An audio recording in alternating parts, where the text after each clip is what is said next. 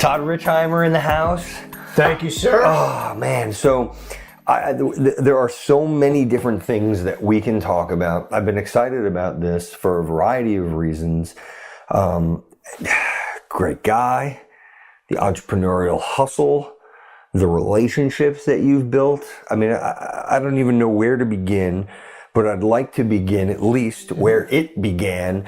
And that is with a thank you to Jay Mayer. So Jay, to give you the backstory on how I know Jay, because I think that speaks to just relationships and how things happen. Sure. I had actually sold a car to Jay. And I don't even remember how he even knew. But anyway, so I sold the car to him, and it was a great car, and still to this day he'll be the first person to tell you how wonderful that car was.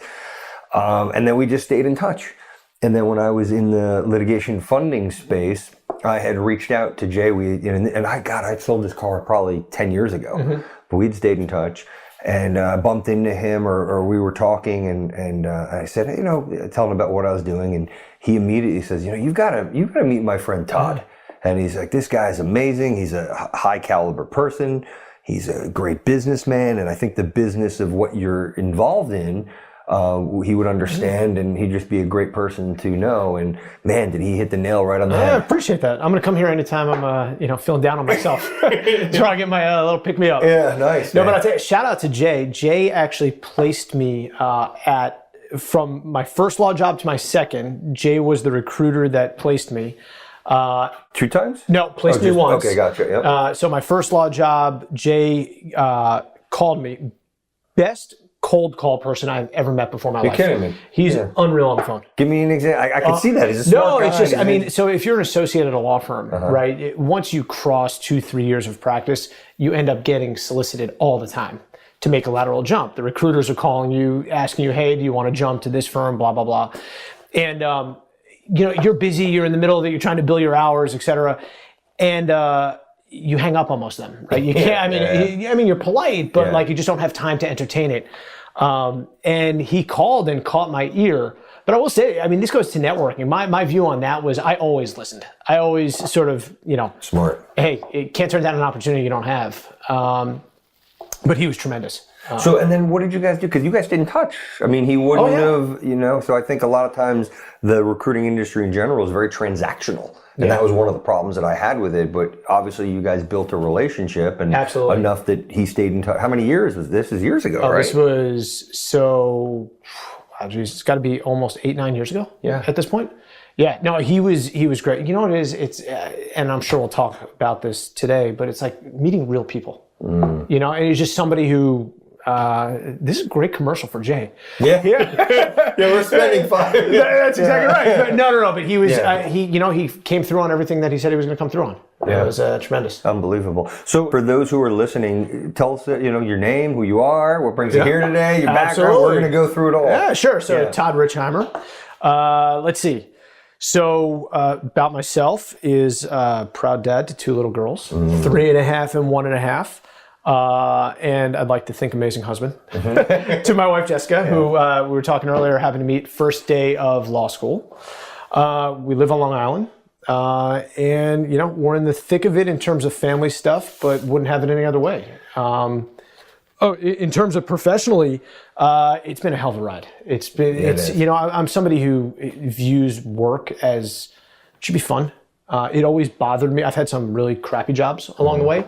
And it always bothered me watching people just exist in jobs they don't want to be in when it's entirely in your control to find something you want to be doing. And so started out my career, graduated from Emory University, started my career in investment banking, did a stint at Bear Stearns, decided quickly that was not for me.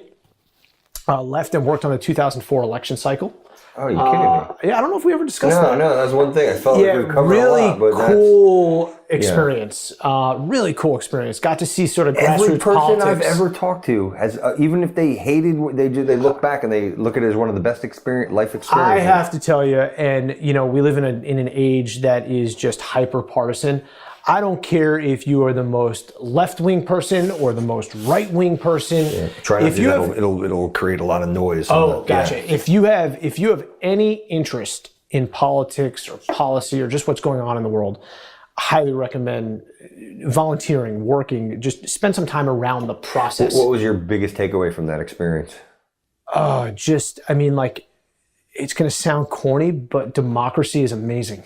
Interesting. It really is just an amazing process that, like, I had the experience of getting to go to Iowa, for example, right, during the 2004 primaries.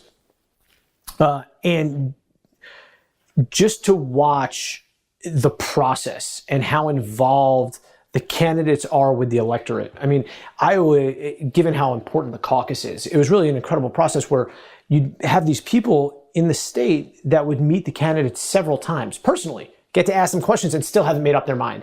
I've got to meet such and such a candidate again before I can make up my decision.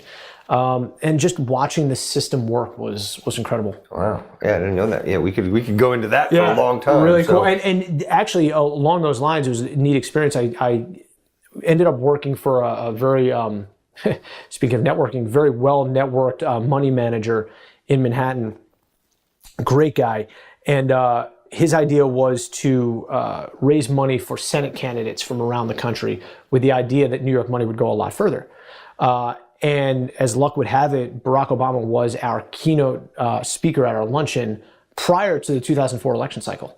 And so it really an incredible experience because, I mean, nobody really knew who he was. And then a month later, he gave the keynote address at the convention and just became famous overnight. Yeah, literally. And I remember we had this event and Jim, who was the money manager, hired me to be his political director. So I helped put on the event. And I remember meeting, at the time, State Senator Obama and his aide out front of the Metropolitan Club, right in Manhattan. It was just him, an aide in a black car in the middle of Manhattan. And you could have tripped over the guy and had no idea who he was. Fast forward a month, and it was like worldwide fame. Amazing. It was incredible. So what did you learn? What was his presence like? Did he have presence? Did you know that this is a guy that has presence? Did you get a feeling for him? Oh yeah, for you sure. Did? Yeah. For sure. Yeah. I mean, just absolutely. I mean, the second you met the guy. Yeah. So people liken him to Clinton because you feel that when you feel that you're in the room, you feel that no one else is in that room beside you. You got that sense? Yeah, definitely. Yeah. Definitely. I've never met President Clinton, but I heard that his presence is on another level. Yeah. From that regard. Yeah. So, okay, so you did that, and then what? So it was that experience that had the conversation with myself. Don't really know what I want to do. Interested in business, interested in politics. Decided to go to law school. You know, I figured that politics was the closest thing to what I wanted to do. So I ended up going to law school, went to WashU in St. Louis. And really just an incredible experience. I met my wife the first day of school and really had a great time. And I think I benefited a lot from having worked for 3 years prior to law school. It's big. It was huge. You know, I didn't take myself or the process too seriously. I really had a good time. And I knew it was nice going into law school knowing what I didn't want. I didn't want one of the big time white shoe super competitive jobs. I had done that at Bear Stearns. And I wasn't interested in the legal version of investment banking. And so it just made my law school experience that much more enjoyable. That's great. So you, fast forward, you graduate, then what? Yeah, so graduate, went to work for a number of law firms. I worked for 2 law firms, one right here in Jersey, which was a regional firm, and then went to a very, very large firm, international firm, before starting Lawfty. And so always interested in business and law, and getting involved in the legal space. It was just eye-opening day one, right? What was always been a curious person. And it's like, you walk into a law firm, it's just backward, right? I mean, it's straight up backward. It's like technology happened and law firms weren't paying attention. They still aren't. No, it's really crazy. Amazing, no, I'm actually somebody, I believe, if you look at the professional service sectors compared to the rest of the world, I really think that's where the next great opportunity lies. They're very unsexy, right? It's not the next Uber or social media platform. They're very unsexy, but they are very backward. And they are just loaded with opportunity. And so the wheels started turning, right? I mean, it's like, why is this? How does this exist? Why is the partner next to me still dictating his notes? Right? I mean, you can't turn on a computer. And so just started thinking, and had a whole host of different ideas. And as luck would have it, my wife and I rented a share house in the Hamptons one weekend, and I didn't know it at the time, but met my now co-founder. In what year? This is summer of 2012. And so I meet Mike, who's my co-founder in Lawfty, and never met anybody with Mike's expertise. Went to MIT undergrad. Is Mike who I met in Vegas? Okay, absolutely. Okay. Never met anybody like Mike with the expertise, computer science and electrical engineering. Had just left, he was working for Raytheon for a while, had just left Raytheon, was moving to New York. And we just hit it off, right? Not from a work perspective, just from like cool guy doing cool things, interested in business and entrepreneurship and whatnot. And we kept in touch, and it was probably fast forward 2 or 3 months, I had some wacky idea, something to do with calendaring solutions. And I called him and I was like, hey man, I got this idea. You've got a technical background. What do you say we grab a drink? And so we grabbed a drink, started brainstorming. And what that led to was we got together every Saturday for about a year at a WeWork in Tribeca, just brainstorming and prototyping different ideas. All different kinds, not the calendaring. That was that was like, I think that fell by the wayside, after the first meeting. So was it you knew that law wasn't for you, business was, entrepreneurial spirit, you meet this great guy that you've got a synergy with, and you got to figure out how you two can make something happen? Is that kind of the... Absolutely, yeah. I always knew I wanted to start my own business, but didn't know how or where or what. First of all, I had to get out from underneath my student debt. That was number one. Truth be told, if I didn't graduate law school with $150,000 in debt, I probably would have tried to go to a prosecutor's office. I always thought that would be a really cool job. Unfortunately, that option wasn't really open to me, living in New York and dealing with debt and all that. And so I went and took the big firm job to get out from under the debt. And when I felt like I had gotten out from enough of it, I set my sight on starting my own thing. I always knew I wanted to do that. And, it was a perfect combination. It's weird how things happen, right? It's like just the legal space was riddled with problems from a business perspective. And it was a perfect intersection of my interests. So you knew that you were going to do something in legal. You were going to intersect. Absolutely. At that point, right, I had spent all this time and money becoming a lawyer, and I like being a lawyer, and did at the time. Still like being a lawyer very much. And so, I knew I wanted to do something in that space. Yeah. And what was Mike's? Was he agnostic? But what I found with technology folks is definitely agnostic to industry and more interested in solving problems. Yeah. So let's talk about Lawfty. Yeah. Tell everybody about Lawfty. What do they do? I mean, it's an amazing. I mean, you've built and again. Thank you. I mean, you've really built an amazing company. The product's fantastic. The people at your firm, you've really developed a nice culture. It's been so much fun. I know a bunch of your clients, and they are your biggest raving fans. I appreciate that. Lawfty has been. It has been so much fun to take an idea and build, right? And build it. We're 5.5 years in now. And so what we do is we set out to turn legal advertising into a science. We partner with personal injury and employment law firms around the country. You do employment too? Just started. Oh, just you're kidding me. Yeah, that's brand new. I've got some great contacts for you. I appreciate that. Yeah. We'll get into that later. Absolutely. Yeah. Hot off the press. I mean, this is just getting going in that. And what we found was, so take law firms being backward in terms of technology. What the thought was what's the lifeblood, right? What's the best way to get to know a law firm? And it's cases, right? It's how do you market yourself to get cases? And that was the best way to get in front of these firms and get to know them. It's funny, when we first got started, I had two different ideas. And one was an idea related to saving these law firms money with expenses. And the other one was how to generate cases or generate revenue. And what we found is selling a revenue-related solution was way easier than selling an expense-saving solution. And so... How quickly did you realize that? within the first 2 months. Really? Yeah. Did you do like A/B test it, or did you were starting out with expense side and then you're like, started out with expense side for a variety of reasons, and then pivoted very, very quickly to the revenue side. And then what prompted the pivot? Did you were just looking at the data, or you were just you weren't getting the bites? This is a big belief of mine in terms of entrepreneurship. It's the hustle, right? It was like I literally got in my car, knocked on doors, and tried to sell the solution.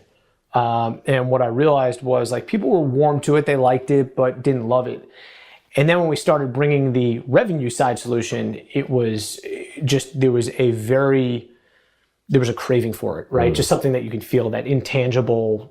We need this. So let's talk about. Okay, so you got the idea. You form a company. Is it just you and Mike? Yeah. It's just you and Mike. Me and Mike at that point, bootstrapped. I took every dollar I had saved and said, let's give it a shot. And for me personally, knowing that I wanted to start my own business, I was at a jumping off point. And I think that this is what happens to a lot of people, frankly, that are interested in entrepreneurship. I had this awesome law job. I worked for incredible partners, the ones that Jay Mayer introduced me to. Okay, yeah. And it was a partnership track job with a very large law firm. And my wife and I were considering having kids. And I knew if I didn't make this jump now, you get sucked in. It was never going to happen. Yeah. How old were you at the time? I was, let's see here, early 34, 33. Okay. Yeah, something like that. And knew that it was either now or never. And so just threw caution to the wind. My wife and I had fortunately saved a little bit of money and said, let's give it a whirl. So your own money? You guys didn't seek outside? Not at first. Really? Not at first. At first, and it was a modest amount. I mean, at first we took what we had, started the business, and then I would say within like 6 to 8 months, started really heavily looking for capital. Yeah. And our business is interesting, right? We're in the legal space. It's a regulated area.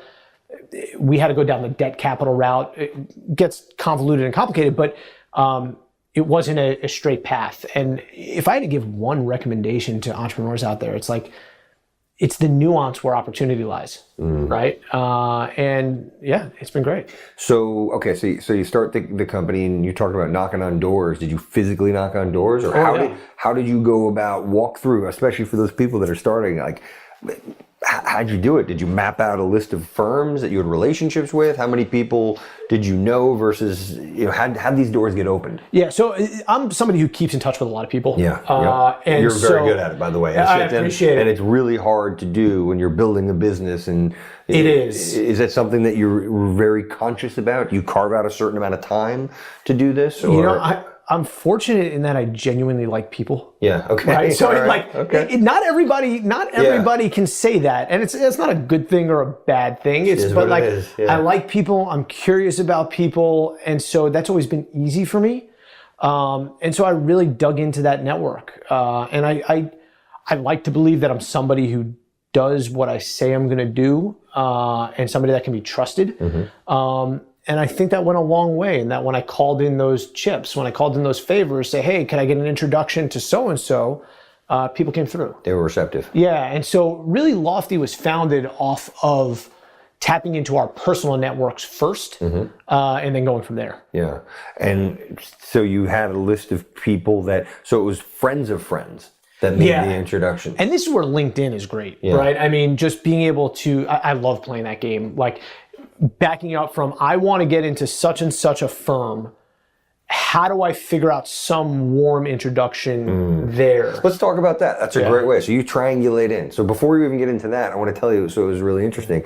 Now I forgot the statistic, but it's like 84 to 86%, of jobs, capital raising, and like almost any big milestone doesn't come directly from your friends. It's your friends of friends. Absolutely. And what you're saying is echoing that sentiment to a T. Well, I'll fast forward. And so I love the entrepreneurial journey, right? I mean, like the ups and the downs. You and I were talking about this before. It's a roller coaster ride in all of the best ways.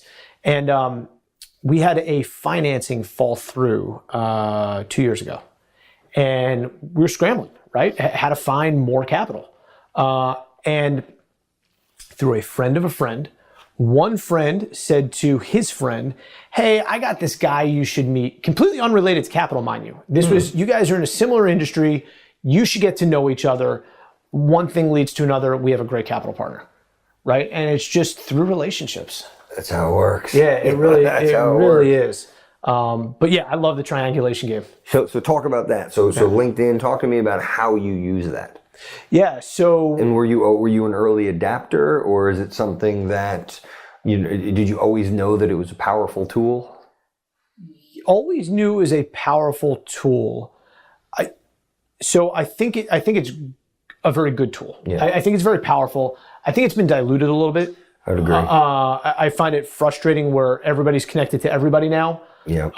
And the connections are somewhat meaningless. Like I can't tell you how often I'll reach out to somebody who I've got a close connection to and say, hey, can you introduce me to so-and-so? And they're like, yeah, I don't know so-and-so. Yeah. But they're a first connection of yours. Yeah. Yeah. I just had that happen today, as a matter of fact. Yeah. And so that's frustrating. So I think it's one tool in the arsenal. But I don't think there's any substitute for paying attention to people, knowing what they're interested in, who their networks are, right? And using that to bolster the effort, not be the effort, if that makes sense. Do you do anything after you meet someone? Do you take down notes, or do you have a CRM or anything that you use to go to? We do have a CRM. Yeah. We use Streak. Never heard of it. So it's great. Happen to love it because and actually our business in a lot of ways is built off the platform. It's a great CRM because it's built into Gmail. And so it's really intuitive. It's easy to use. Really have very good things to say about it. Okay. Would highly recommend checking it out. And so I use that. I use email a lot, but it's always just getting their phone number and name in my phone. And then I'll take notes, right? Of like, hey, discuss this with so-and-so. And, it's just impossible to remember everything. Oh, it's impossible to remember everybody. Yeah. No, absolutely. Yeah. Are there certain things, what I like to call triggers, meaning like hot points, things that are really important to them that you look for, whether it's a birthday, whether it's, some form of milestone, whether it's a political stance that you keep track of? Or is it's unfortunate. That's like, if I had to rank things I'm good at versus things I'm bad at, that's definitely something that I am good at, is remembering what those things are with people. It's a good skill. Yeah, it's something that I've worked on, but is like taking note of what people are interested in, right? And feeling out like the human intelligence or emotional intelligence component of reaching out to somebody with the right tone, whatever that may be. It's amazing how many people get that wrong. Yeah. But you said you worked on it. So is that something that it wasn't natural? Or? No, it's something that came naturally. However, it's something you could always get better at. Yeah. Right. And especially with the various ways we communicate, right? How things can be misperceived, right? Everything from a text message to an email. Yeah. Let's go back to the triangulation. I'm sorry. So I'm curious to how, and I know that the people that are listening could really benefit from this, because this is a skill. This is a part skill, part, just building the relationship and then knowing how to have these kinds of conversations. Absolutely. So I my biggest view on it is like, networking should not be transactional, right? Networking is about building relationships, real relationships. Where you reach out to somebody and they're not saying, who is this person and why are they talking to me, right? It has to be about, and I've heard you talk about this a lot, it has to be about giving, right? It's like, I want people to feel welcome to reach out to me, and I'm happy to make connections and introduce people to other people. So I think the first step in it is being real, right? And actually building those relationships. Yeah. You're a man that practices what you preach. So when we first, I don't know if you remember, we first went to lunch, we sat for like 2 hours and you spent the time helping me. And we had granted we had spoken on the phone and there was the mutual, so trust is transferable coming through Jay again, so we had that there, but you did spend, here you are a few years ago in, right in the beginning, building up your business, but you carved out time to help me as I was starting one of my businesses. So I love that, and it's look. I want to be clear here though, because I feel like people don't talk about this side of it all. if you meet somebody who's an asshole, right, like don't feel compelled to make connections. Like when I met you, right, it was very clear that we clicked. We had subject matter that was of mutual interest, and you came across and are a great guy, right? So it was in my best interest as well to make your acquaintance and build that relationship. Because I do think you have to be selective over that. Yeah, right. That's a good point. I mean, really you can point. really dilute or diminish your effectiveness as a networker or somebody that can connect people or ask for connections if you start making bad connections. Just quickly. Yeah, no, very quick. And I Have you actually been burned yet? You have one of those yet? nothing crazy. Yeah. You? Oh, man, I mean, it's a numbers game. So then, Eventually, you're gonna get burnt. It'll happen. Yeah. Of course, none in particular come to mind, but I've had a few. It happens. I'll also be clear if I make an intro that I'm unsure about, I'll let the person know that is going to be the somebody who's asked of, right? That hey, I can't vouch for this guy, right? Like I met him, seems like a nice guy. But I can't say whether or not it's somebody you'd want to work with. See, that's the key. That's exactly. And then do you do the double opt-in? What do you mean? Meaning, so say I'm going to introduce you to Jay. Oh, yeah. So before introducing you to Jay, I call you up and I say, Todd, met Jay. Right. Got a good vibe on him. Here's what he's doing. Can't put my name behind him yet. Absolutely. And then also with Jay, I've known Todd for a long time. This is what he does. Well, just to make sure both parties are interested. Yeah. Absolutely. Yeah. Okay. Yeah. No doubt about that. Have you had somebody, because this happens to me all the time, where people just refer people to me and don't tell you? They don't tell me, and I can't begin to tell you how often that happens. I had a funny situation the other day where, and it's one of my college buddies. It's a very good friend, and so I didn't mind at all. But it was almost like I got a random phone call from his brother-in-law telling me, "Hey, I got your number from so and so. He recommended I give you a call," which was totally cool, and it was a great conversation. We may end up working together, but it was like, why didn't he just let me know that he was making the connection? Yeah. So those can backfire. That's what I try to tell absolutely. people. Depending on what time you catch someone or any of that, then you can come across a certain way, and you just don't want to do that. You never want to do that. No, absolutely. But I do think you have to be. And this is my problem with LinkedIn, right? Is you do have to curate.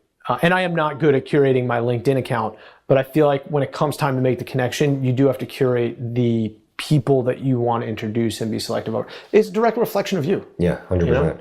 Do you have a rule of thumb in terms of how long it takes you to get back to somebody? I try. It's funny you say that. I try as quickly as possible. Yeah. Which creates a whole nother host of issues where I never put work down. So I'm like balancing that where I'm trying to be responsive, but also not have my phone in front of my face all day. Yeah, that's hard. I've found that very hard. Building a business in an environment where we're expected to be responsive 24/7. Simultaneously with raising a family, right? So trying to balance that, but generally within 24 hours for sure. Yeah, that's fantastic. And that's not for everybody. Generally speaking, I try to respond within 24 hours. I don't feel, if somebody reaches out to me with a straight solicitation, I do not feel compelled to respond. In fact, I've become much better at just kicking that off to spam. And even if they reference somebody that I may know, if it wasn't a warm connection where the person went out of their way to make it, I don't feel compelled to respond. What's the focus of your job right now? As the founder, you're wearing a ton of hats, obviously. Absolutely. But are there certain, how much of it is business development versus running operations versus hiring versus, just nitty gritty work? Yeah, so it's, I'd say most of my job at this point is managing people and relationships. We're fortunate. We've grown significantly over the last couple of years. I think we're 26 strong now, Nice. which is awesome. How much in New York versus California? New York versus DC. Or DC. Yeah. So I'd say, let's see, probably 2/3, 1/3. Interesting. New York versus DC. And it's been great, but it's, you want to keep people motivated and engaged and interested. And so that's a big part of my job. And then I'd say, so if I split it up, right, I would say probably 1/3 people management, and including relationships with customers and partner firms and things like that. Probably 1/3 operations management, and then 1/3, financial and strategic. Yeah. How do you just define what the culture of Lawfty is like? I want it to be fun. Yeah. I would say the culture of Lawfty is someplace that is fun to work, and fulfilling. Right, is what I want. Is there a common thread amongst the people that work within the organization? We have different roles, right? So I think there's a common thread in that I think it's a generally laid back environment, which is good. That said, take what we're doing very seriously, and want people to be hard driving and hard working and all those things. But the biggest thing to me is, and I say this to our people all the time, is I want to be a positive rung in your career ladder, whatever that is, right? If you want to, this actually frustrates me tremendously with the job market in general. I'm under no illusion that people are going to be with Lawfty forever, right? Now, I hope that some will choose to be with Lawfty forever, but I want to be a positive rung in their career ladder. And I never understood why in a good relationship, right?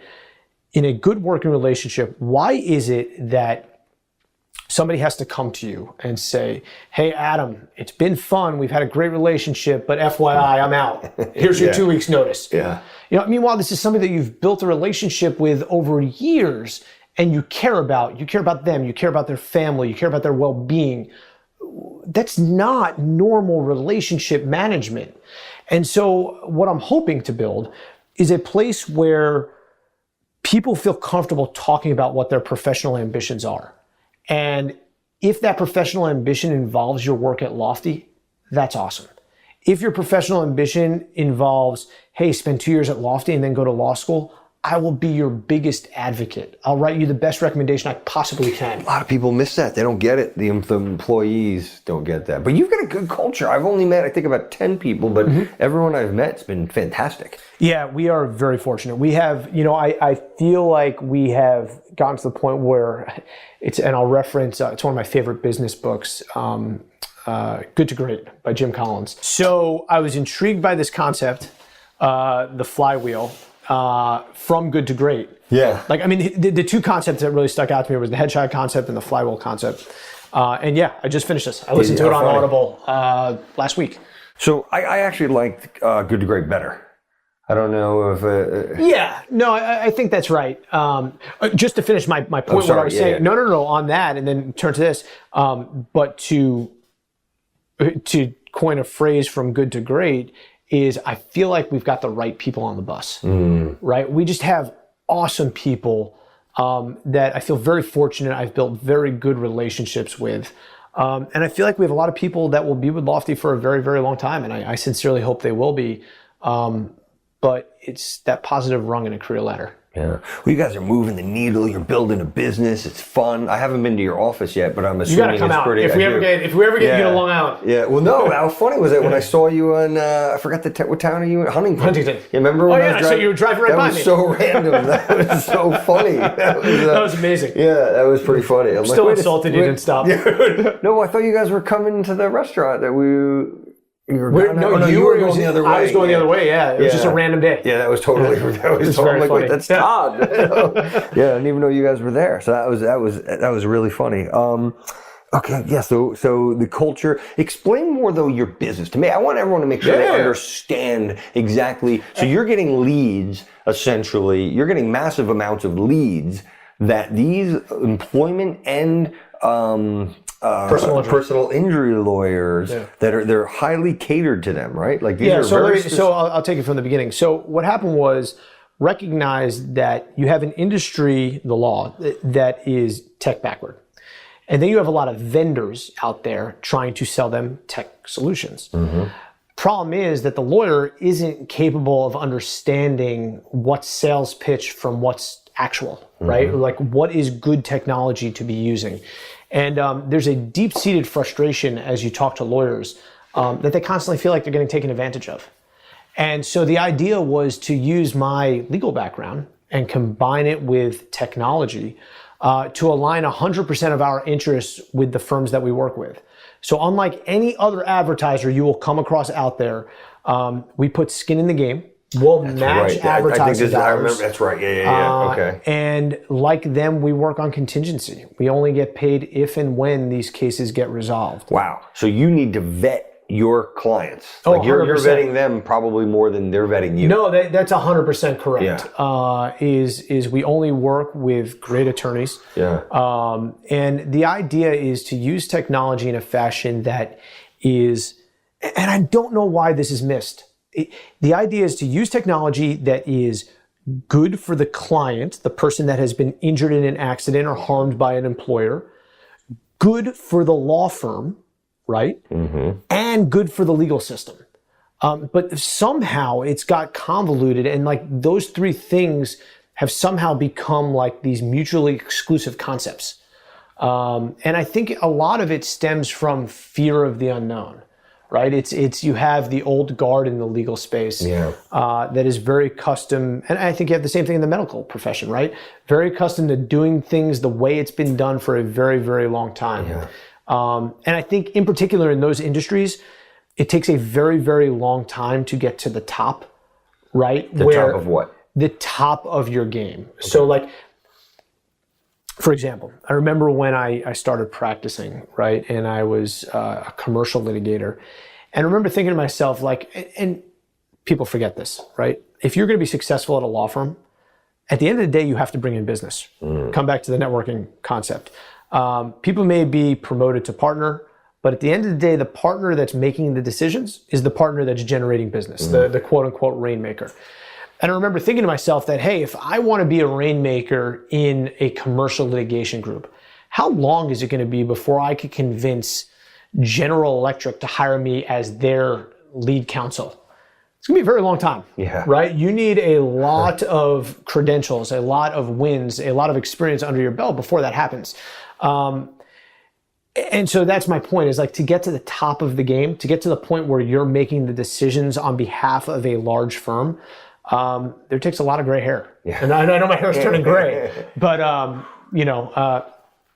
so point being is that the people making the decisions are by necessity a little bit older than you might have in other professions, which I think makes them less likely to want to rock the boat, right? Hey, I've worked at this industry for so long. I've now got my gravy train. Like now I'm going to make some money. Why am I going to rock the boat? Why am I going to take a chance on something that's unproven? Interesting. Yeah. So why wouldn't they at least, so are the majority of your clients, would you say, I hate to say younger, but are they younger firms? So I will say, not younger firms, I will say... Are you dealing with the more junior partners? No, I would say it's one of two things. I think we either have... Yeah, that's exactly right. It's younger attorneys or progressive, forward-thinking folks that understand that technology and data science is where the world's going. Yeah. I did a video, actually right before I got here, I got the first draft of it and I'm really excited about it. And in the video, I talk about the fact that, if you think about yesterday's lawyers, the biggest firms out there, at least on the plaintiff's side, right, made their money by advertising on TV. They made their money, you guys see commercials for mesothelioma all the time, or you see the big mass tort or products liability commercials. And the pitch that I'm making to firms, that the big firms of tomorrow are firms that are going to adopt technology and data science. Yeah. That's where it's going. And it's amazing how many people don't see it. Any good stories of firms that are clients of yours now that might have been on the fence, and now there's no way they're leaving you? Oh, we see it all the time, right? Whereas people will give us a shot and we'll, spend a couple $1,000s a month on advertising, and then slowly it increases as they realize that there are results. Yeah. What's the average return on an investment? Is there such a thing, or you guys are still absolutely. have a good ROI on your... ROI drives everything. Yeah. We aim to earn our firms in excess of 5 times their investment every 2 years. Wow. Yeah. So I compare that to an alternative. That's exactly right. And what's interesting, and this is another thing that I'd recommend anybody interested in entrepreneurship or business. know the numbers, right? It is amazing how many business owners out there do not understand the concept of return on investment, right? How's that possible? It's and this is actually a problem. And I'll speak about law firms in general. And I think that this is a shortcoming in legal education is lawyers get out of law school wanting to practice law. But what they forget is that you need a sustainable business in order to actually practice your craft. Yeah. Unless you're working for the government or in public interest. I think it's just such a tough discipline. There's so much that they need to know. Those are kind of like what we were talking about earlier. So I guess they don't necessarily know the business side of things, but they also don't have the relationships. That's why, like you said, for an associate to be a partner or to be a real rainmaker, you need to have the relationships. None of that is taught in school. None of it. None of it. And it's almost like glossed over to some degree, like it's beneath us as an industry to talk about. Interesting. And it's backward. And I think it's doing a great disservice to lawyers coming up. Right? On one hand, you have these law schools raising the price of education. And on the other, you have them not preparing lawyers to practice in today's day and age. And it's really, it's not good. To be right. I'll show you the video after. I want to see it. This is something that I'm going to be focusing on now, you're saying where I spend my time, is I really want to raise the bar in terms of conversations. That's exactly right. Is raise the bar in terms of the conversation that the industry's having in terms of technology, right? That it's not just, hey, use technology. It's what technology? How do you use technology? How do you vet a technology vendor? And all of those things. Interesting. Well, they have, I guess a lot of firms aren't hiring vendor managers anyway, so.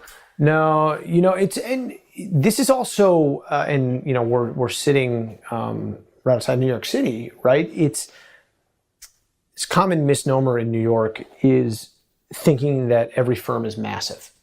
When in reality, I think I read something that there are 10,000 law firms in America. And the average law firm, not the average law firm, it was something like, don't quote me on this, but it was like 75 or 80% of law firms have 5 or fewer attorneys. And what people don't realize is that the majority of the industry is very small. It's very fragmented. A lot of these are small businesses struggling to survive.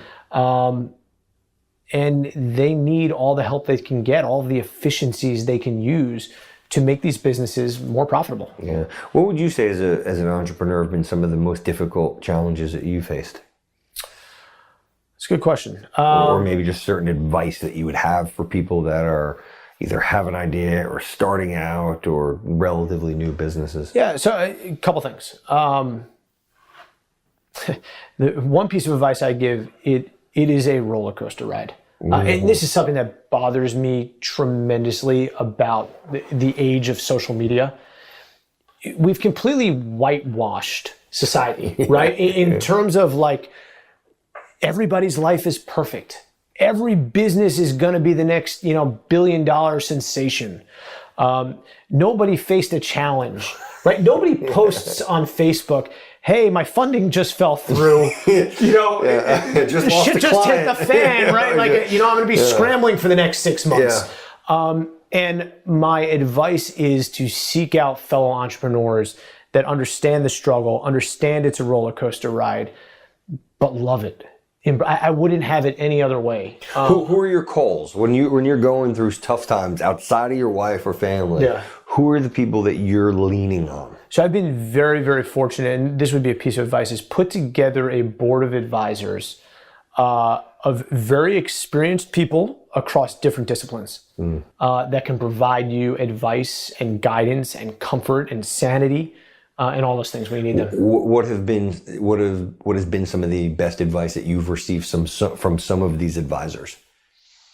Is there anything consistently, or do you know to reach out to one person for certain types of advice? Or? Yeah, so I think it's twofold. I think one is that no problem is nearly as big as it seems in the moment, and it takes somebody who has seen around the corner, that has seen the other side of a similar problem, to say, all right, let's get our composure. We got this, right? This is no problem.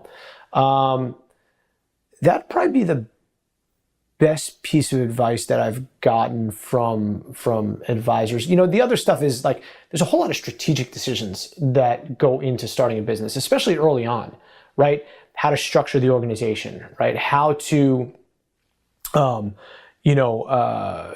form relationships both in and out of the business, how to take on financing, how much equity to give away in terms of finance. So it's a whole lot of strategic decisions, and a lot of these decisions you won't see the effects of for many years. Yeah. Right. And so having people that can see that is important. And, that's not only a board of advisors, is people mess this up also. It's like, you should have a kick-ass accountant. You should have a kick-ass lawyer that you can rely upon. Those relationships are hard to form. And they took me a whole lot of time to have the people that I rely on. Who would you say are some of the most important, not necessarily specific people, but types of people to have in your networks? So we're talking about in building a business. I'll give that advice first. Start there. In terms of building a business, so wholeheartedly, you want to take on partners that have skill sets that are additive to yours. That complement. That's exactly right. Too often I see, like, there would be when I founded Lawfty, it would not make sense for me to partner with another lawyer, right? What I needed to partner with was somebody who had technical expertise, right? So that's what I did there. In taking on boards of advisors, right? Taking on people that have more experience in different areas than I have. So for example, and actually combine family and business, one of my best advisors is my father-in-law, who is a seasoned entrepreneur in his own right, has seen around the corner, has experienced all of the trials and tribulations, and he's turned into somebody that I can rely upon to go to with my questions, right? Another one on the finance side, one of my other advisors is a private equity professional, partner at a very large private equity fund, knows how to structure deals, right? And knows what are the provisions you should be looking for that can really come back to haunt you down the road. How do you negotiate these things? You don't know how, negotiating a big credit facility, right, is not something that comes naturally, right? Yeah. It comes with experience. There's so much nuances to that too. Exactly. And then outside advisors, really very fortunate that we have a corporate lawyer and an accountant that we can trust, So there's clearly a common theme: know, like, and trust. 100%. 100%. Every single one, every one of these touch points, right? Yeah. Is there anyone that's in your tribe, your circle, your board of advisors, or just anyone that you're turning to that is not someone that either you knew or was referred by someone that you knew, like, and trusted? Nope. Yeah. No. It all comes through warm connections, which is the people I like working with. And I'll tell you a story in a different context. So something about me is I hate with a passion the feeling, whatever it is, I can already see it. The feeling, look at that face. That's right. The feeling of somebody ripping me off, right? But I don't do that to anybody. And like, it really gnaws at me if I feel like somebody's trying to take advantage of me. And to my detriment, often when I negotiate deals, it's like, I want a deal that's fair for everybody. I'm not interested in pulling the wool over your eyes. That's just not sustainable. Yeah. It's not, I may make an extra couple bucks today, but the deal's going to fall apart tomorrow when you realize you're getting screwed, right? And so my negotiating strategy has always been to cut a fair deal. And so my wife and I just bought a new house, and the conversation, thank you. The idea originally was we were going to renovate our old house and put an extension on it. And part of the reason we decided not to is I don't know anything about construction. And negotiating things that I don't understand is I really do not enjoy. And it's not in my nature to not try and learn it. And I decided that I just don't have the time to learn how to negotiate that stuff. And so, being able to trust people and know that they have your best interest at heart is invaluable. I mean, there's so many people. Think about whether it's from a human resource standpoint, purchasing or your lease. There's so many pieces of your business that Absolutely. you just don't have the time for, or that you can't, so you have to trust. And I'll tell you a story. It's my red line. It's the second somebody tries to take advantage of me, they're out. Yeah. Had an employee who I really, really liked, still do, and cared about her greatly. We had a deal at Lawfty, and I got this. It's a cool company that Arnie Malman started, and I know him through the legal space, called the Better Book Club. And I got the idea from him. So shout out to Arnie for coming up with this. Where we call this the Jay and Arnie show. That's exactly right. Where he would pay his employees to read books, right, and better themselves and get smarter.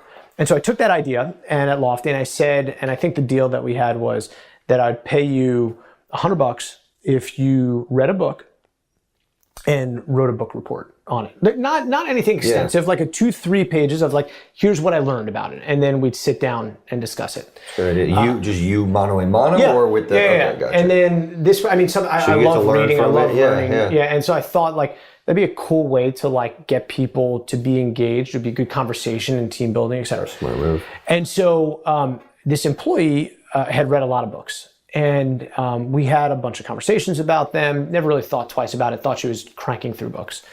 Then we went on a hiatus where she didn't read any books. And then all of a sudden, fast forward like a year, right before payroll, I get, right before I was about to run payroll, I get like 3 book reports. Boom, boom, boom, 3 of them. So I was like, all right, cool, let me check them out. And I just skimmed it, and I trusted her implicitly. And so I just skimmed the book reports and said, I was going to pay sight unseen. And so I skimmed the book reports and I was like, something sounds off here. Like, it doesn't sound, Google doesn't sound. So I literally cut and pasted a paragraph, put it into my browser, and it was ripped verbatim from some website. Yeah. And I was like, it was soul crushing. It was like, come on. And so that, like, the trust there had just been breached. Gone. And the crazy 30 part... 30 years to build a relationship, 30 seconds to wipe it out. You're 100% right. And the crazy part about this is this particular person had a medical issue a couple weeks prior. No, that wasn't it. Her brother was getting married overseas. And she was worried about being able to afford the flight to go to the wedding. And I said, don't worry about it. Like, you should be at your brother's wedding. It'd be my pleasure to pick it up. Yeah. And she turned me down, didn't want it, etc. And then over $300. Like I couldn't believe it. I couldn't believe it. Wow. So what is bad advice that you've been given? Any bad advice? Ooh, that's a good question. I've tuned it all out. Bad advice I've been given. I can't think of any one piece of advice that was bad, but I will say that cliches don't explain everything, right? Like, I feel like a lot of people will give advice that's very cliche, and what I found is in building a business is like, it's the nuance matters, right? Yeah. The details matter, and I feel like people gloss over that. So you have a very specific business. So I don't know if maybe the advice people are giving you isn't accurate just because what worked for them in, say, construction doesn't necessarily apply to, digital. Yeah. No, and I think, I think, and this is actually another way of answering the bad advice question to some degree, is you got to shy away from groupthink and inherent biases, right? And so just because somebody smart gives you a piece of advice, don't take it as gospel, right? Because to your point, the context could be way, way different. And so, I think that's an extraordinarily important lesson. Yeah. Who are some of your go-to people though, besides your board? Is there a friend that you go to that you don't have to maybe say their name, but so what is it about them that you value their opinion or so advice? Number one go-to are my brothers. Okay, so I want to talk about your brothers. Actually, they sound very interesting. They are. So, it's interesting. I'm one of 3 boys. I'm the oldest. And then the middle brother's Evan and then Brett. And we're all entrepreneurs. all started their own businesses. They actually work together, have a very successful outdoor advertising business that advertises on billboards, et cetera, around the country. Let's give their firm a plug. Yeah, New Tradition Media is the name of their business. Very, very successful, incredible business. They've got an incredible team there. We should swing by their office at some point. I think you'd really enjoy meeting them. They've got a cool space in Soho. I was just there this morning. Is that right? Yeah. They are my go-to though. Like they get, and this is... Did they start their business before you or after? Before. Okay. So Evan started the business probably 2 or 3 years before Lawfty. Okay. And what I'll say is, and this is where finding people that you can be your most brutally honest self with. And one of the things that I benefit from having two brothers that are in the same boat is being able to have those honest conversations, right? The trials and tribulations, the hard days versus the good days. And I'll say this, if you ever talk to an entrepreneur, anybody that has built their business and they are always claiming like everything's wonderful, right? You are getting bullshit advice. That's right. Yeah. Period. End of story. Yeah. And you know, the other thing I would say is like people love to talk about like the idea they had and how, you know, it's very easy to talk about an idea 10 years down the road after the business has come to fruition and wrap it up nicely into this little bow and like it came to you in this moment of clairvoyance, right?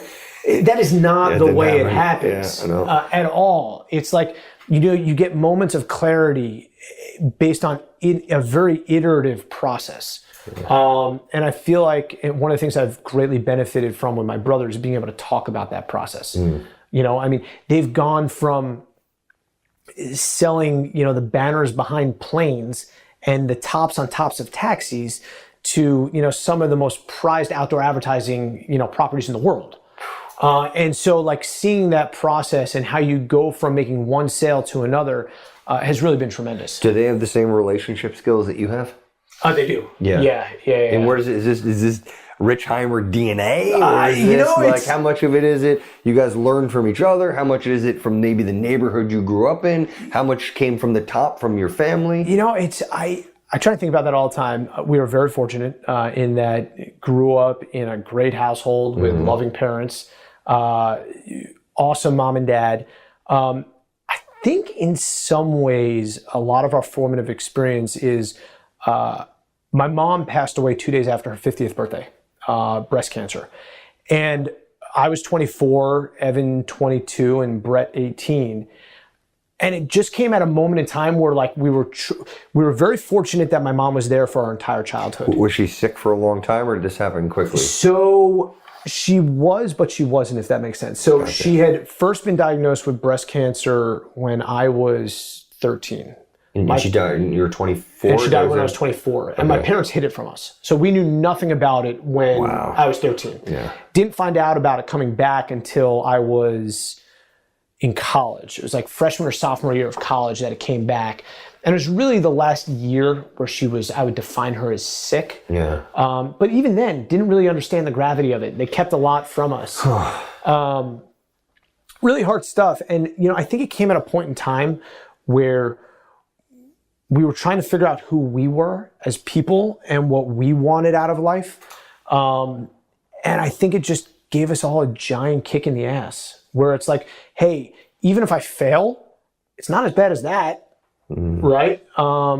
It just puts everything in perspective. Yeah. So how from a resilience standpoint, you know, even getting back to what you talked about earlier, how important was that from I guess fortitude? I don't know if that's the right word to describe when you're going through a lot of the stuff that you're going through. You know, I have when this that financing fell through and other things. I have this belief that like, and I think I said this to you at some point, is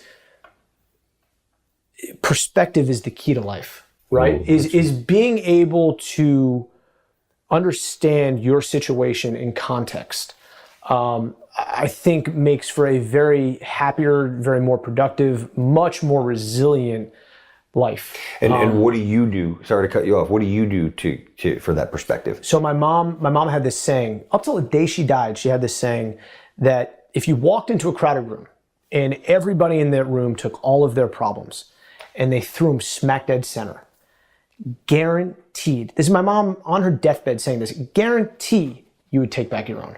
Guarantee you take back your own, meaning they're insignificant in the grand scheme of things, or like somebody's always got it worse than you, right? no matter what. And she said this on her deathbed. Yeah, and be thankful for your situation. And I think about it in my own context, and my heart breaks for somebody. I lost my mom at 24.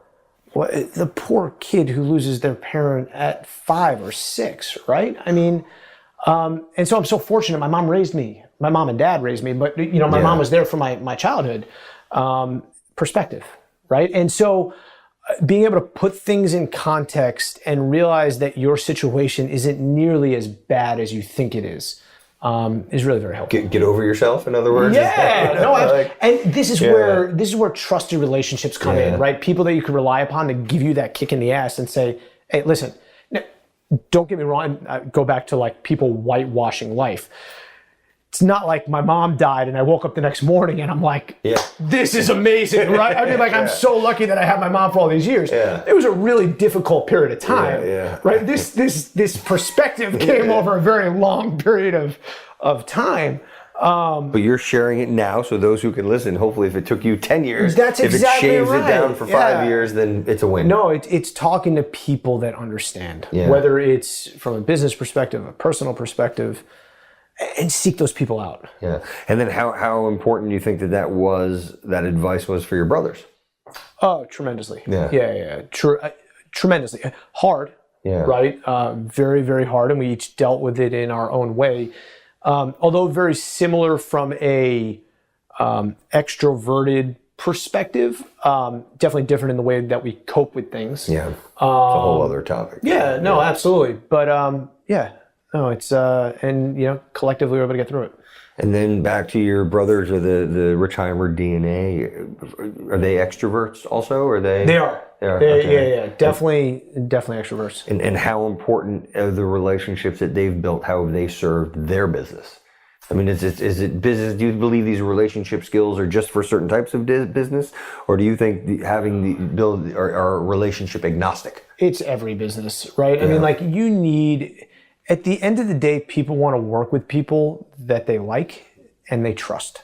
Yep. And it's like people overthink that, right? Like everybody puts it out there. I feel like this is something that happens in business all the time, is like you get people that are really smart that overthink the hell out of things. When at the end of the day, people want to finance people they like and they trust. There are a lot of good businesses out there. And as they're sifting through things, like, are you somebody that's going to make good on what you said you were going to do? Yeah. Why do you think that we're even having to have this conversation? Meaning, there aren't a lot of people. Is it an abundance versus scarcity mindset?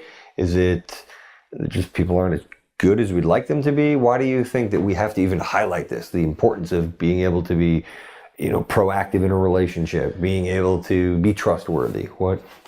I don't know why we are ingrained as people like this, but I feel like, and I can hear my parents talking about this to some degree as a kid, but people always want the easy way out, right? And so like everything, if you think about like everything from work to diets to fitness, right? Man, I want that easy way out with diet. That's it, right? You think about all these fad diets, right? It's like, hey, go eat bacon and fat and all this. Like, yeah, I mean, because those are mass marketing solutions, right? To like not have people think about the hard things they need to do to get to their goal. And I think relationships are one of them, right? Like relationships are hard. They take work. They're complicated, right? And they take work. And it comes easier to some people versus others. But yeah, right. It takes work. And I feel like people want the outcome, but not necessarily put in the work. And I find the same thing with entrepreneurship all the time. And this is another thing that I'd recommend people. I'm actually really excited. I'm going back to Emory this week to talk on an entrepreneurial panel. And I was actually thinking about some of the advice that I'd give myself sitting back in that chair 20 years ago. And it comes down to this. It's like there is no short change for hard work. I don't care what you want to do. If you want to be good at it, you're going to have to work. And don't believe the headlines of like, hey, this business was started yesterday and tomorrow it's worth, $1 billion. Yeah. For every one of those, there is 9 trillion businesses where that is not the case. Yeah. So what are you going to talk? What are you going to tell them? How much time do you have with them? So it's just 10 minutes, and then on a panel to like answer questions. Okay, gotcha. If you want one, is that the one thing you want them to walk away from? So I came up with, and I'm still working on this. Okay, all right. I came up with 4 or 5 things, and one was there are no aha moments, right? It's like I remember thinking as a college kid, like, what's my aha moment? What's my genius innovation? And as we talked about, it's an iterative process. And to me, it all comes down to curiosity. Curiosity is what ultimately leads to aha moments, if you want to call them that. It leads to breakthrough. It leads to ideas. So I think curiosity is one of them. The other one was relationships. Yeah. Right? I think about my business. Everything comes back to relationships, down to forming a relationship with the random guy I met at a share house in the Hamptons because he had a cool skill set. Right? Everybody talks about how hard it is to find a technical co-founder. I found a technical co-founder because I had a relationship, right? Perseverance, right? It's, this shit is hard, right? It is a roller coaster ride. How many times do you want to throw in the towel? Yeah, I mean, I can't tell you how you can go to bed one night feeling like you're on top of the world, and the next morning get that email. Yeah, you get that email where the wind is knocked out from underneath you. So perseverance. Those are the 3, and hustle, right? It's like I will take a guy or girl who wants to hustle any day over intelligence. You know my saying on that. Hustle beats talent when talent doesn't hustle. No, it's 100% correct. Not my saying, but I have this belief that there is a baseline amount of intelligence that is needed to succeed. And that baseline may go up or down depending on the industry that you're in or the business you're trying to create. But once you surpass that baseline, it is all hustle, right? Like the extra IQ points do me absolutely no good. Not me personally. I'm saying hiring somebody with extra IQ points does me absolutely no good. So it's so funny you say that. It's really interesting. So I want to say it's the Wonderlic Test. Have you ever heard of that? It might be. I think it's the Wonderlic. It's an IQ personality test. It's like an IQ test. Okay. And it's only you've got. And again, I could be wrong on all the numbers, but you'll get the genesis of where I'm going. I want to say it's like you have 36 or 43 questions, and you only have 30 minutes, let's say, to answer these questions, and it gives you an IQ test, like roughly an IQ. And so it's really interesting is there are certain industries, and I remember this, I learned this when I was in the recruiting executive search, and I want to say that there is a sweet spot that you would get, and I want to say, so being very high IQ was not to your advantage. It was actually being like a mediocre to upper mediocre is like that was your best suited for the industry if that was your IQ, and then it was the person. That's kind of that bar where you need to be. Certain industries you need to have, but I remember the Wonderlic, and they do it in sports too. That's the test they use for certain sports. I 100%. Agree with that concept. I think I've also found working with really smart people. Don't get me wrong. Working with really smart people is invaluable. Oh yeah, right. No question. And I'll give my co-founder a shout out. Is one of the things that I appreciated about Mike. First time I met him, knew absolutely nothing about the law. One of these people that you explain something to once. Damn him. Got it. Damn you, Mike. Yeah. I'm the guy that takes an hour and a half to watch 60 minutes, man. Rewind. Yeah. Holy shit. Well, man, so I know we're quasi running out of time here. I've got a bunch of like all these questions. I'm gonna ask you to pick one from each category. All right. Let's go. Let's go with the first one. Give me a number between 17 and 59. Well, 18 is my favorite number. It is? How'd that happen? Darryl Strawberry, 1986 Mets. Okay, all right. Wow, so that's really funny. So I'm actually going to be interviewing next week Wally Backman. Oh, is that right? Yeah. Oh, that's great. Yeah, actually, he's out by you. Yeah, he was. I want to say he recently showed up at like our local liquor store. Yeah, there was some sort of promotion around. Yeah, so he's right by you. That's really funny. Yeah, so I'm interviewing him. Are you coming out our way? Yeah. So we'll get to. All right, that's it. All right, yeah, done. So That's it. I'll be there. What's today? So I'll be there in 2 weeks. Okay, beautiful. Yeah, so man, actually, if you want to meet him, you're more than welcome Awesome. to. Yeah, that'd be great. So, Thank you. Okay, so number 18. Man, I remember. So actually, that's how I became a Met fan. Okay. It was 1983. He threw out. I think it was his rookie year. Mm-hmm. Him and Dykstra 82. When I saw him throw out from right field, he threw a guy out at home plate. I was like, holy shit! And That's from that day incredible. on, I was a Mets fan. Oh, I don't know if that's a good or a curse. I don't know what, but all right. It makes you. Quick funny story. Yeah, of course, yeah. It makes you I have a buddy from college, very successful entrepreneur in his own right. One of the people that I go to for advice, and we graduate college and we take a road trip through the West. We're going to Tahoe, Vegas, etc. And of course, we're drinking one night and we make a bet. He tells me that he could throw a baseball from the right field wall to home plate on a fly. No problem. I'm like, bullshit, you can't do it. How old are you? Pay $100. We just graduated college, so we're 21. 21, yeah. Yeah, well, pay $100. Okay. So the next day we go down to a local football field and say, well, right field wall, it's about 100 yards, right? 300 feet. Yep. So end zone to end zone. We get down there and you see his face when he realizes how far it is. How far did he make it? He didn't come close. He maybe made it to 70 yards, and then he doubled his trouble. He has a good arm. Doubled his trouble by he's like, okay, I'll throw it from the 50-yard line from my knees and get it to the end zone. Oh, not even close. $200. Yeah. I mean, you doubled down. Yeah, he doubled it. Having graduated from college, $200. Yeah, I'll take that. Oh, it was incredible. Wow. Yeah. Well, that's great. All right, ready. So, what was the nicest thing that someone has ever done for you? Wow. That's a tough one, right? Man, where do you begin on that one? 18 wasn't my favorite number. You know what? Okay, I'll throw this one out there, and I quote it all the time. It was after my mom passed away.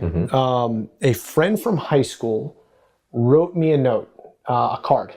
Not somebody that I was exceptionally close with, especially all these years after high school, right? Not somebody I kept up with. Wrote me this beautiful note, and in it was a quote that said something along the lines of, when you come to the end of all the light you know, and you're about to step off into the unknown, know one of two things will happen. One, what was it? One, you will find something solid to stand on, or two, you will learn to fly. And it was just like, and it goes back to relationship stuff. Forever, she will ever be in my heart as just like that, like unsolicited moment of kindness, right? She went out of her day to send me a note. A lot of people have done incredibly kind things, so I struggle to say that's the kindest thing anybody ever has done for me. But that one sticks out in my mind. Yeah, that's impressive. That's nice. Awesome. All right. 1 to 14, give me a number. 12. 12. Besides your family, what's your most prized possession? Besides my family, I'll give you a physical possession. Okay.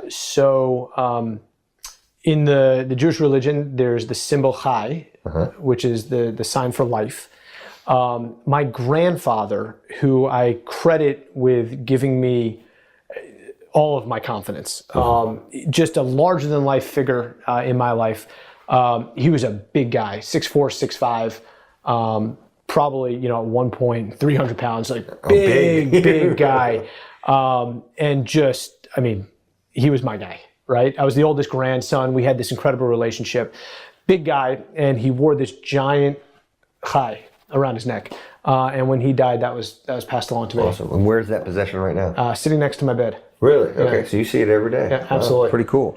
Okay, 1 to 4, give me one. Actually, tell you how big this thing was. I'm in college, and after he passes away, I'm super sentimental about it, right? And so I'm wearing this thing, and it looks ridiculous on me. Right? Does it look like the Flavor Flav That's clock? exactly right.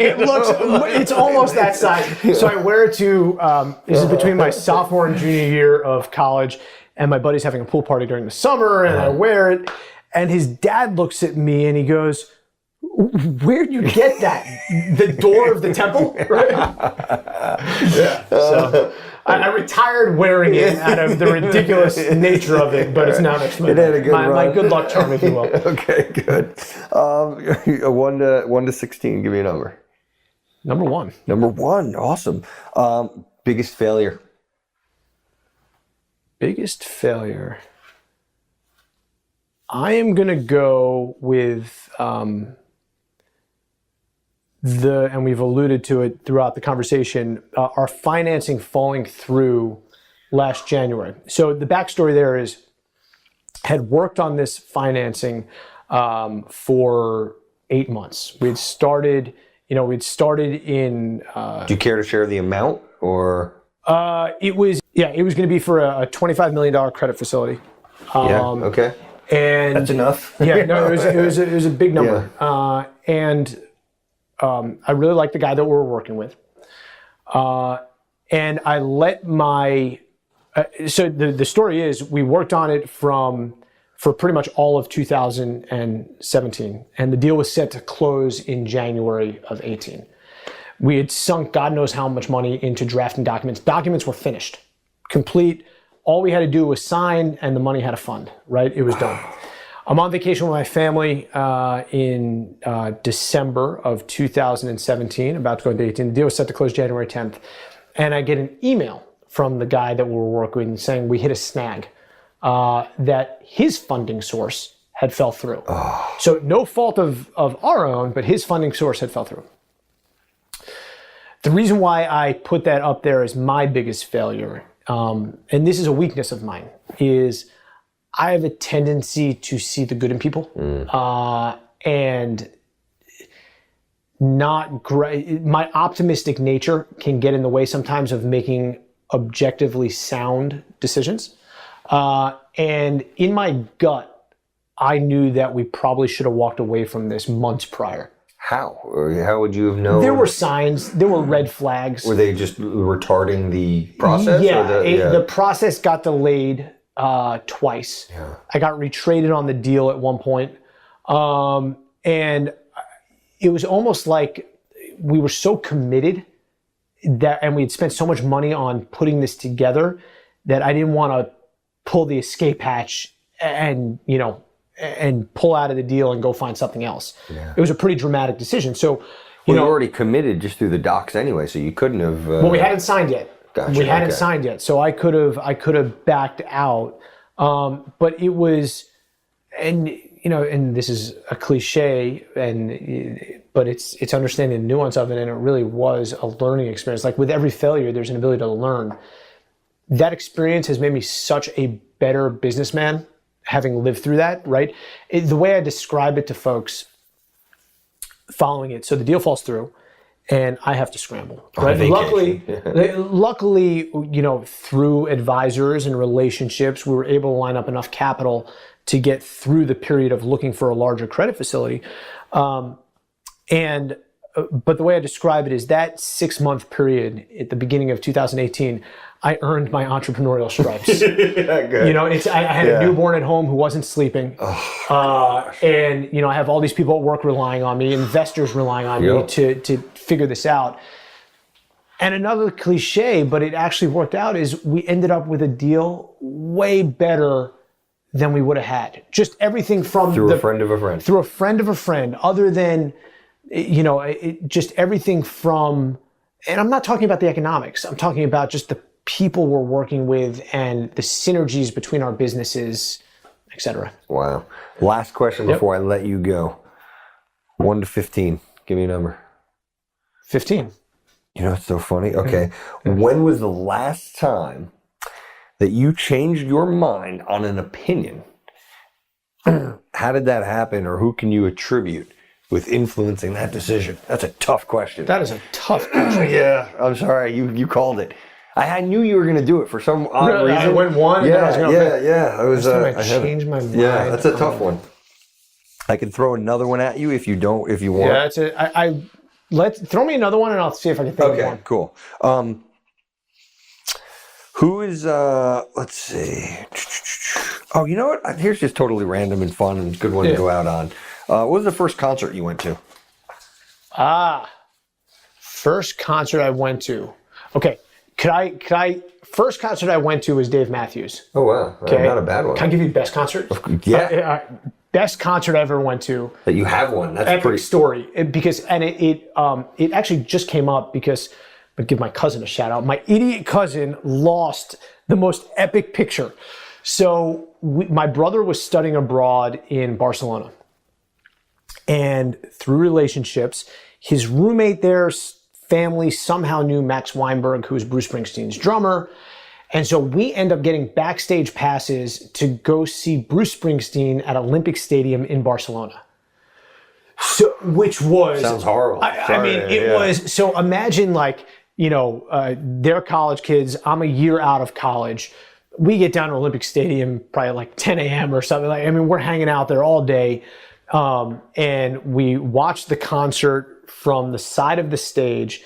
And we weren't on the stage, we were right beneath it. And at one point, Bruce Springsteen hung the microphone over the stage and the group of us sung Hungry Heart into the microphone.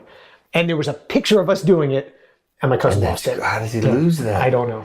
Oh man, we're not going to give the cousin a shout out. That's right. But yeah, no, it was a cool experience. That does sound like one. Todd, you're awesome. I very much appreciate you coming in, spending the day. We're now going to go have a good meal. Oh, absolutely. If I could give you a plug real quick, I absolutely love what you're doing.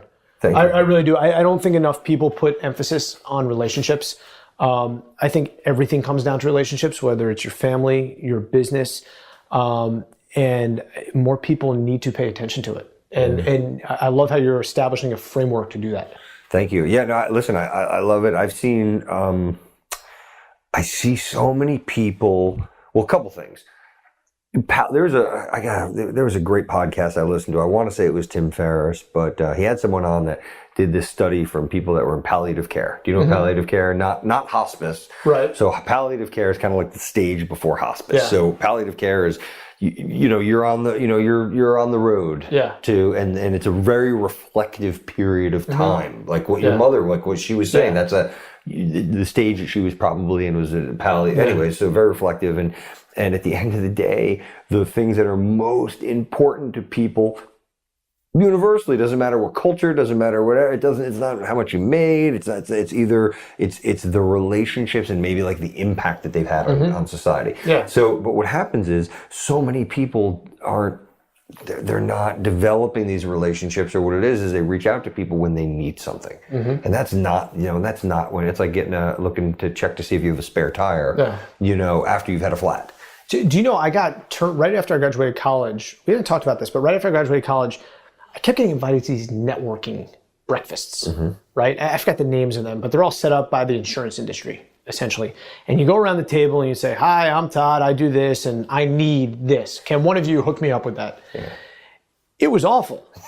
I stopped going to them. I mean, it was the most useless, self-serving, transactional way to do business. Yeah, I completely agree. So anyway, you are the counter to that. So well, thank you, and I got to tell you, I'm glad that you bring that up, because while we're at least talking about it, that's why. So my company, NetWorkWise, or let me move this for a second. Yeah. NetWorkWise, I'm trying to change the way that people don't just network.